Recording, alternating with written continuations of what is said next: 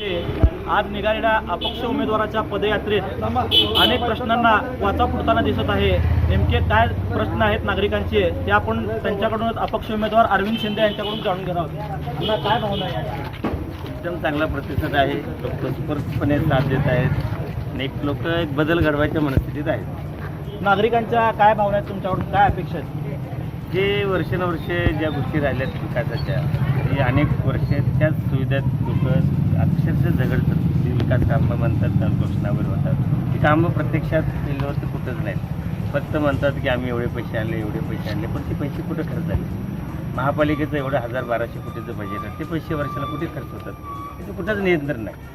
सत्ताधारी पक्षासोबत स्पर्धा करत असताना आपल्याला कोणत्या आव्हानांना सामोरं जावं लागतं? माझी सत्ताधारी पक्षाची स्पर्धा नाही, माझी जी गोरगरीब जनतेची लढाई आहे, जी ज्यांच्यासाठी मी भांडू शकतो, की कुठंही लोकशाही मार्गाने आपण निवडणूक लढवतो। त्यामुळे कुठला सत्ताधारी पक्ष कोण हे याचा विषय नाही, की लोकांना ग्राउंड लेवलला उतरून कोण काम करतं ते महत्त्वाचं आहे। अण्णा निवडून आल्यानंतर पहिल्या 100 ठिकाणांना दिसून येतील। मी काय मोठ्या गोष्टी करणार, पहिल्या 100 दिवसात विषय असेल, पाण्याचा प्रश्न असेल, हे सुटलेले असतील बऱ्यापैकी। धन्यवाद अण्णा।